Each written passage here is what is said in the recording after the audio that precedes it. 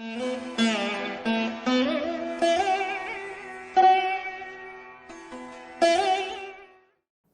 சரணாகத தீனார்த்த பரித்ராண பராயணே சர்வசியார்த்திகரே தேவி நாராயணி நமஸ்துதே. வணக்கம் நேயர்களே, இது மகாலட்சுமி ஜோதிடம் வழங்கும் காலச்சக்கரம்.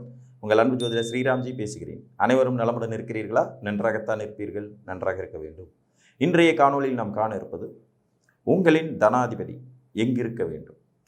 ஏற்கனவே நம்ம உங்கள் லக்னாதிபதி எங்கிருந்தால் சிறப்பு அப்படிங்கிறத பற்றி ஒரு காணொலி போட்டிருந்தோம். அதோடைய தொடர்ச்சியாக தனாதிபதி 2ஆம் இடம், தனம், வாக்கு, குடும்பம், உங்களுடைய முயற்சிகளை குறிக்கக்கூடிய இந்த 2ஆம் அதிபதி எங்கிருந்தால் ஜாதகத்தில் சிறப்பாக இருக்கும் அப்படிங்கிறத பற்றி பார்க்கலாம்.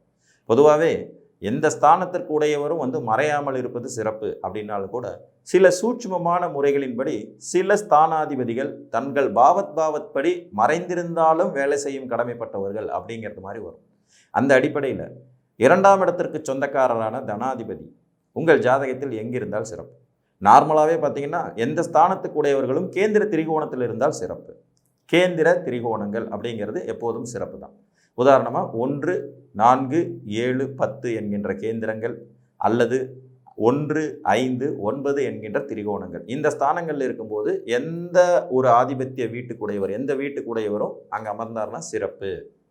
தனாதிபதி கேந்திர திரிகோணத்தில் இருக்கிறார் அப்படிங்கிற மாதிரி ஒரு உதாரணமாக இப்போ கடகலக்கண ஜாதகர், சூரியன் 2ஆம் அதிபதி தனாதிபதி. அப்போ இவர் 4ஆம் இடமான துலாத்திலோ 7ஆம் இடமான மகரத்திலோ 10ஆம் இடம் மேசத்திலோ இருப்பது ஒரு விதத்தில் சிறப்பு அப்படின்னு எடுத்துக்கலாம். அடுத்தது பார்த்தீங்கன்னா கடகலக்கணத்துக்கு 5ஆம் இடமான விருச்சிகத்திலோ 9ஆம் இடமான மீனத்திலோ இருந்தாலும் சிறப்பு அப்படிங்கிறது மாதிரியும் எடுக்கலாம். இது ஒரு பொதுவான விதிகள், சரியா?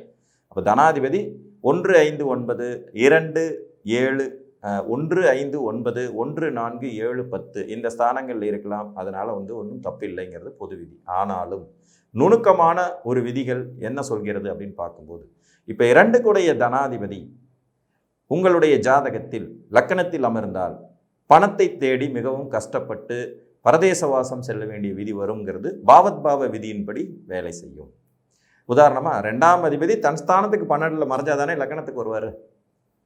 புரிஞ்சுங்களா? 2ஆம் அதிபதி தன் ஸ்தானத்துக்கு 12ல் மறையும் போது தான் லக்கணத்துக்கு வருவார். அப்போ பணத்தை தேடி அலைய வேண்டியதை ஜாதகர் அனுபவிப்பார்.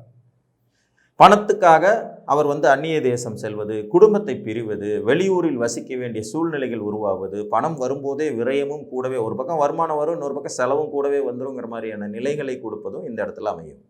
இப்போ பாவத்பாவ விதியின்படியும் ஜாதகத்தின் ஸ்தான அதிபதிகளை பொருத்தி பார்க்க வேண்டியது என்பது அவசியம். அப்போ 2ஆம் அதிபதி லக்னத்தில் இருக்கிறது சிறப்பு. எப்போதும் பணம் சார்ந்த விஷயங்கள், குடும்ப சார்ந்த விஷயங்களுக்காக ஜாதகர் தன்னை விரயம் செய்வார், தியாகம் செய்து கொள்வாருங்கிற அமைப்பெல்லாம் எடுத்துக்கிட்டாலும் கூட அதற்கு ஜாதகர் அலைந்து திரிவாருங்கிற விதியும் சேர்ந்தே வரும். இதுதான் பாவத்பாவம். ஒரு பாவத்திற்கு அந்த கிரகம் மறையும் போதும் சில சிக்கல்களை உருவாக்குங்கிற அமைப்பு. அதுக்கு அடுத்தது பார்த்தீங்கன்னா 2ஆம் அதிபதி அப்படிங்கிறவர் 7ல் அமர்ந்தால் சிறப்பு. ஏன்னா அது ஒரு கேந்திர ஸ்தானம் அப்படிங்கிற அடிப்படையில் வந்தாலும் கூட இந்த 2ஆம் இடத்திற்கு அது 6ஆம் இடமும் வரும். 2ஆம் இடத்திற்கு 6ஆம் இடமாக வரும்.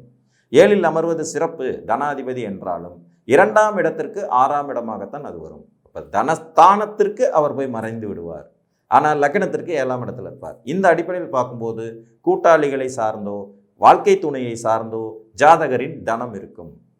அல்லது வாழ்க்கை துணை என்பது அமைந்த பிறகோ கூட்டு என்பது அமைந்த பிறகுதான் ஜாதகருக்கு தன வரவே அதிகரிக்குங்கிற மாதிரியான ஒரு பலன் வந்துடும். ஜாதகரின் சுயத்துவம் இங்கே பாதிக்கப்படும் அமைப்பாகும். 7ல் தான் இருக்கார் தனாதிபதி, நல்ல விஷயம்தான். ஆனால் ஜாதகரின் தன வரவு என்பது மற்றவர்களை சார்ந்த மாதிரியே இருக்கும், மற்றவர்களை சார்ந்ததாகவே இருக்கும் அப்படிங்கிறது மாதிரியான ஒரு அமைப்பில் தான் வரும். புரியுதுங்களா? அப்போ ஒரு இடத்துக்கு அவர் மறைகிறார் அப்படிங்கிறதும் ஒரு விதத்தில் பாதகம். இப்போ இதுவே 10ஆம் இடத்துல இருக்கார், தனாதிபதி 10ஆம் இடத்துல இருக்கார் அப்படிங்கிற போது லக்னத்திற்கும் அவர் மறைய மாட்டார், லக்னத்திற்கு மறைய மாட்டார், 2ஆம் இடத்திற்கும் மறைய மாட்டார். ஒரு உதாரணம் எடுத்துக்குவோம். துலா லக்னம், 2ஆம் அதிபதி செவ்வாய், 2ஆம் அதிபதி செவ்வாய் 10ஆம் இடத்துல உட்கார்ந்துட்டு இருக்கார். 10ஆம் இடம்ங்கிறது என்ன? கடகம். கடகத்தில் இவர் நீச்சம், ஆனால் அதே நேரத்தில் திக்பலம் அடைவார். லக்னத்துக்கு 10ஆம் இடம் அப்படிங்கிற அடிப்படை. இங்கே 2ஆம் இடம் என்கின்ற தனஸ்தானத்திற்கு பாக்கியத்தில் அமர்ந்திருப்பார். தனஸ்தானத்திற்கு பாக்கியத்தில் அமர்ந்திருப்பார். லக்னம் என்கின்ற 1ஆம் ஸ்தானத்திற்கு 10ல் அமர்ந்திருப்பார். அப்போ 2 நிலைகளிலும் இது சிறப்பு இல்லையா? இப்போ தனாதிபதி 10ஆம் இடத்தில் இருப்பது வெகு சிறப்பு. தனாதிபதி 10ஆம் இடத்தில் இருக்கிறது தான் இருக்கிறதுலே அதிகமான சிறப்பு. 5ஆம் இடத்தில் இருக்கிறார் தனாதிபதி, 5ஆம் இடத்தில் இருக்கார். இப்போ லக்னத்துக்கு திரிகோண ஸ்தானமாகவும் தனஸ்தானத்துக்கு கேந்திர ஸ்தானமாகவும் இருக்கிறது சிறப்பு. பூர்வீக சொத்துக்கள், பொருளாதார வெற்றிகள், செய்யும் தொழிலினால் முன்னேற்றங்கள்ங்கிறத நல்ல விதமாக கொடுத்துடக்கூடிய அமைப்பாக இருக்கும். 2ஆம் அதிபதி 5ல் இருப்பது. அப்போ 2ஆம் அதிபதி 5ல் இருக்கிறத கோளாறுன்னு சொல்ல முடியாது. அதே 2ஆம் அதிபதி 4ஆம் இடத்தில் இருக்கிறார். லக்னத்திற்கு 4ஆம் இடம்ங்கிற கேந்திரத்துக்கு அவர் வருவார். ஆனால் அதே நேரத்தில் தனஸ்தானத்திற்கு 3ல் மறைவார். புரியுதுங்களா? தனஸ்தானத்துக்கு 3ல் மறைஞ்சிருவார். ஒரு உபஜயஸ்தானம்ங்கிற மாதிரி கடும் முயற்சினாலேயே ஜாதகர் பொருள் ஈட்ட வேண்டிய சூழ்நிலைகளை இந்த இடம் உருவாகும். கேந்திர திரிகோணங்களில் ஒரு ஸ்தானாதிபதி அமர்வது சிறப்பு என்றாலும் கூட ஸ்தானத்திற்கு ஸ்தானம் என்கின்ற அடிப்படையிலும் ஜாதகத்தை பொருத்தி பார்க்க வேண்டியது அவசியமாகும். ஒரு உதாரணமாக 6, 8, 12ஆம் இடங்களில் ஒரு கிரகம் அமர்வது நன்மை தராதுங்கிற பொது விதியில் இங்கே தனாதிபதி முற்றிலும் மாறுபாடான அமைப்பை பெறுவார்.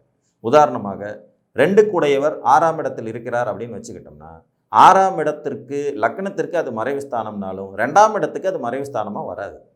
2ஆம் இடத்துக்கு அது பார்த்தீங்கன்னா பூர்வ புண்ணிய ஸ்தானமாக வரும். புரிஞ்சுதுங்களா? 2ஆம் இடத்திற்கு 5ஆம் இடம் தான் 6. அதனால தான் 2, 6, 10ஆம் இடங்கள் என்பது பணம் வரும் வழிகளை குறிக்கும்.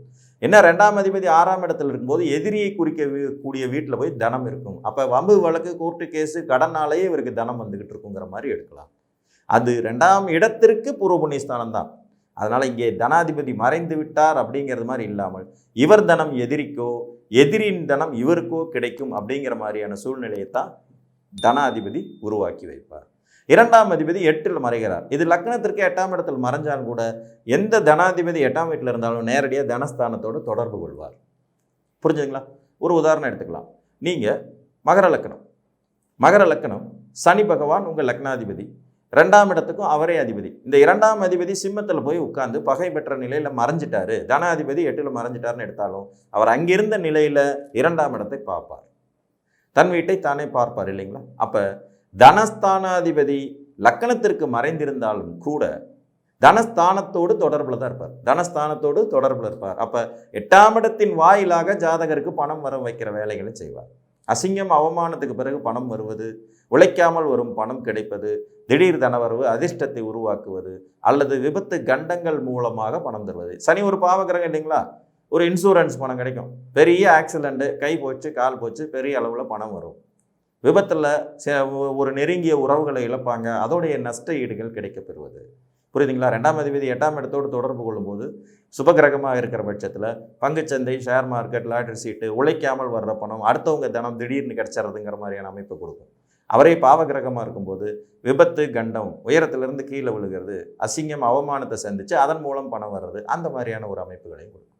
கோர்ட்டு கேஸு, வம்பு வழக்கு மூலமாக, நஷ்ட ஈடுகள் மூலமாக பணம் கிடைக்கிற விதிகளையும் இந்த அமைப்பு குறிக்கும். அப்போ ஸ்தானத்திற்கு அவர் மறைந்தாலும் கூட பணம் வரும் விதி இருக்கும்.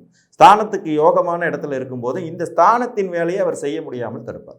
உதாரணமாக ஒரு துலா லக்ன ஜாதகருக்கு 7ஆம் இடத்துல சுக்கிரன் ஆட்சி, இவருக்கு தான் தனாதிபதினு பேர் இல்லைங்களா? 2ஆம் அதிபதி அவர் தான், 7ஆம் அதிபதி அவர் தான். இவர் 7ஆம் இடத்துல ஆட்சி பெறும்போதே தனஸ்தானத்திற்கு 6க்கு போயிடுவார்.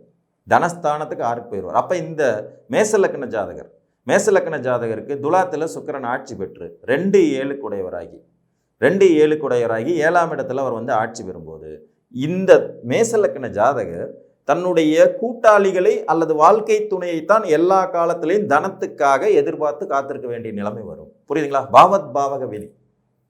இந்த சுக்கிரனோடு லக்னாதிபதியான செவ்வாய் ஏதாவது ஒரு வகையில் தொடர்பு கொண்டால் மட்டும்தான் ஜாதகரே தன் முயற்சியால் பொருளீட்டுவார். இந்த சூட்சுமம் உங்களுக்கு புரியுதா? 2ஆம் அதிபதி தான் 7ஆம் இடத்துல ஆட்சியாக இருக்கார். எங்கே ஆட்சியாக இருக்கார்? வாழ்க்கை துணை இடத்துல ஆட்சியாக இருக்கார், கூட்டாளிகள் இடத்துல ஆட்சியாக இருக்கார். அப்போ இந்த இடத்தோடு லக்னாதிபதி சம்பந்தம் பெறவில்லை என்றால், லக்னாதிபதி செவ்வாய்க்கும் இந்த சுக்கிரனுக்கும் எந்த விதத்திலையும் தொடர்பு இல்லைன்னா ஜாதகர் நிச்சயமாக தன்னுடைய கூட்டாளிகளையோ வாழ்க்கை துணையையோ தனத்திற்காக எதிர்நோக்கி காத்திருக்க வேண்டிய அவசியம் வந்துவிடும். இதுதான் சூட்சுமம். புரிஞ்சுதுங்களா? அதே சுக்கிரன் 8ஆம் இடத்துல இருக்கார், செவ்வாயினுடைய வீட்டில். அப்போ இப்போ லக்னாதிபதியுடைய தொடர்பில் இருக்காரு, ஆனால் அதே நேரம் மறைவாக இருக்கிறார், 2ஆம் இடத்தை பார்க்கிறார், 2ஆம் இடத்தோடும் தொடர்பு கொள்கிறார். அப்போ ஜாதகர் தன்னுடைய ரகசிய நடவடிக்கைகளால் நிச்சயம் பொருளீட்டுவார். இதுதான் சூட்சுமம். புரிஞ்சுதுங்களா? திடீர் அதிர்ஷ்டம், தனவரவு, முன்னேற்றம், எதிரியின் தனம் இவருக்கு கிடைப்பதற்கான வாய்ப்புகள் உண்டாகிறது. நல்ல மனைவி அமையிறது, அவங்க மூலமாக சொத்துக்கள் கிடைக்கிறது. நல்ல கணவர் அமையிறது, அவங்க மூலமாக சொத்துக்கள் கிடைக்கிறது. நல்ல பார்ட்னர் அமையிறது, அவங்க மூலமாக பொருள் வரதுங்கிற மாதிரி சூட்சுமமான வழிவடிகள் தருவார். அப்போ பொதுவான விதிகளின்படி தனாதிபதி 1, 5, 7, 9, 10 இந்த ஸ்தானங்களில் இருப்பது சிறப்பு. 4, 7, 10 அப்படிங்கிற கேந்திரத்திலோ 5, 9ங்கிற திரிகோணத்திலோ அமர்வது சிறப்புனாலும் அதில் இருக்கிற நுணுக்கமான விஷயங்கள் இவைகள் தான். ரைட். இப்போ தனாதிபதி 12ஆம் இடத்துல இருக்கார். லக்னத்துக்கு 12ல் மறைஞ்சிட்டார். லக்னத்திற்கு 12ல் மறைஞ்சிட்டார். ஆனால் தனஸ்தானத்துக்கு எங்கே இருப்பார்? லாபஸ்தானத்தில் இருப்பார். இவருடைய தனமானது அபிலாசைகளை பூர்த்தி செய்யும் வைக்கும் ஸ்தானத்தில் இருக்கும். ஜாதகரே பெரும் பொருளை சம்பாரித்து விரயம் பண்ணும் அமைப்பு கொண்டவர். தன் சுகத்துக்காக விரயம் பண்ணுவார். வெளிநாடு போவார். வெளிநாட்டில இருந்து சம்பாதிக்கிற வாய்ப்பு, குடும்பத்தை பிரிஞ்சு வேற ஒரு இடத்துல இருந்து லாபம் சம்பாதிக்கும் யோகியதைகள், குடும்பம்ங்கிற ஒரு அமைப்பு அமைஞ்ச உடனே லாபம் அப்படிங்கிறது வர ஆரம்பிக்குங்கிற மாதிரியான விதி. ஸோ ஒரு ஸ்தானத்திற்கு எங்கே மறைகிறார் என்பதின் சூட்சுமத்தையும் எடுக்க வேண்டியது. புரிஞ்சுதுங்களா? இங்கே 9ஆம் இடம் 10ஆம் இடம் அப்படிங்கிறதுல 9ஆம் இடத்தில் தனாதிபதி இருக்கிறார். இதை எப்படி எடுத்துக்குவோம்? 9ஆம் இடம் மிதுன லக்னம், தனாதிபதி சந்திரன் 9ஆம் இடத்துல இருக்கார். எங்கே? கும்பத்தில். கும்பம் தான் 9ஆம் இடம் வருது இல்லைங்களா, மிதுன லக்னம். இதில் பாருங்க, லக்னத்திற்கு பாக்கியஸ்தானத்தில் அவர் அமர்ந்திருந்தாலும் தனஸ்தானத்துக்கு 8ல் மறைஞ்சிடறார். தனஸ்தானத்திற்கு 8ல் மறைஞ்சிடறார். அப்போ ஜாதகருக்கு தகப்பன் மூலமாக, பெரியவர்களின் மூலமாக, பூர்வீக சொத்துக்களின் மூலமாக தனம் வறுமை ஒழிய இவருடைய முயற்சிகள் அப்படிங்கிறதுல அது தடையாக இருக்கும். தனஸ்தானத்துக்கு ஏன்னா அவர் 8ஆம் இடத்துல மறைகிறார் இல்லைங்களா. அப்போ ஒவ்வொரு ஸ்தானாதிபதியும் 2 நிலைகளிலும் நன்மை பெறும்போது வெகு சிறப்பு. 2 நிலைகளிலும் நன்மை பெற வேண்டும். உதாரணமாக தனாதிபதி 10ஆம் வீட்டில் இருக்கிறது சிறப்பு. 10ஆம் வீடு அப்படிங்கிறது 2 நிலைகள்லையும் மறையாது. லக்னத்திற்கும் மறையாது, தனஸ்தானத்திற்கும் மறையாது. புரிஞ்சுங்களா? லக்னாதிபதிக்கும் மறையாமல், தனஸ்தானத்திற்கும் மறையாமல் ஒரு கிரகம் இருக்கும்போது அதிக நற்பலன்களை தரும். லக்னத்திற்கு வலுவான இடத்தில் அமர்ந்து அந்த ஸ்தானத்திற்கு மறையும் போது ஜாதகருக்கு கடுமையான முயற்சி குறைபாடுகள் ஏற்படும். உதாரணமாக 7ஆம் இடத்துல தனாதிபதி உட்காரும்போது ஆட்டோமேட்டிக்காக பார்த்தீங்கன்னா இவருக்கு பணம் சார்ந்த விஷயங்களில் தன்னுடைய வாழ்க்கை துணையை சார்ந்தபடியே தான் இருக்க வேண்டியது இருக்கும், அல்லது கூட்டாளியை சார்ந்தபடி தான் இருக்க வேண்டியது வருங்கிறது ஒரு நிதர்சனமான உண்மை. புரியுதுங்களா? இதுதான் ஒவ்வொரு ஸ்தானத்திற்குமான சூட்சுமம். மொத்தத்தில் தனாதிபதி என்பவர் சரி, யார் மூலமாக பணம் வந்தாலும் பணம் வருமா, அதுதான் மெயின் கேள்வியாக இருக்கும். அப்படிங்கிற போது தனாதிபதி என்பவர் 1, 5, 9ஆம் இடத்தில் இருப்பதும் 1, 4, 7, 10ஆம் இடத்தில் இருப்பதும் சிறப்பு என்றாலும் நுணுக்கமாக சில இடங்களில் இருப்பதும் கூட மறைமுகமான தன வரவை தரும் அமைப்பு தான். இதில் 6, 8, 12ஆம் இடங்களை பற்றின விளக்கம் நான் சொல்லிட்டேன். ஏன்னா அங்கே தான் இருக்கக்கூடாதுன்னு மெயினாக சொல்லுவாங்க. 6, 8, 12 இதில் 6ஆம் இடத்தில் இருக்கும்போது லக்னத்திற்கு 6ஆம் இடம், ஆனால் தனஸ்தானத்துக்கு பூர்வ புண்ணிய ஸ்தானம்ங்கிற அமைப்பில் இருக்கிறனால கடன் மூலமாகவாது ஜாதகருக்கு பணம் வரும் யோகிதைகள் இருந்துக்கிட்டே தான் இருக்கும். அதே மாதிரி 8ஆம் இடத்துல இருக்கும்போது 2ஆம் இடத்தோடு நிச்சயமாக தொடர்பு கொள்வாருங்கிறதுனால மறைமுகமான வழிகளில் பணம் வரும் யோகிதைகளை பெற்று தருவார். விபத்து கண்டங்களுக்கு பிறகு பணம் வர்றது, இன்சூரன்ஸ் பணம் கிடைக்கிறது, ஒன்றை இழந்து இன்னொன்று கிடைக்கிறதுங்கிற மாதிரி அமைப்பில் வரும். 12ஆம் இடத்துல அவர் இருக்கும்போது, 12ஆம் இடத்துல இருக்கும்போது தனஸ்தானத்துக்கு லாபஸ்தானங்கிறதுனால அலைந்து திரிந்தேனும் ஜாதகர் பொருள் ஈட்டி விடுவாருங்கிற அமைப்பையும் தரும். புரிஞ்சுங்களா? ஸோ இதுதான் இதில் இருக்கிற சூட்சுமம். உங்கள் தனாதிபதி எங்கிருந்தாலும் அந்த அமைப்பின் மூலமாக நீங்கள் பணம் சம்பாதிக்க முற்படுவீர்கள் என்றும், பாவகிரகங்களுடைய தொடர்புகள் இல்லாமல் லக்னாதிபதியோடைய தொடர்பு கிடைச்சிருச்சுனாலே நிச்சயமாக அந்த வழியில் உங்களுக்கு பணம் வந்துருங்கிறது தான் நிதர்சனமான உண்மை என்று கூறிக்கொண்டு, நம்மளுடைய ஆன்லைன் வகுப்புகள் ஏப்ரல் மாதத்தில் தொடங்க இருக்கிறது. விருப்பம் உள்ளவர்கள் கீழ்கண்ட வாட்ஸ்அப் எண்ணில் தொடர்பு கொண்டு உங்களுக்கான முன்பதிவை பெற்றுக்கொள்ளுங்கள் கூறிட்டு மீண்டும் ஒரு காணொலியில் உங்களை சந்திக்கும் வரை உங்களிடமிருந்து அன்புடன் விடைபெற்றுக் கொள்வது உங்கள் அன்பு ஜோதிடர் ஸ்ரீராம்ஜி. நன்றி, வணக்கம்.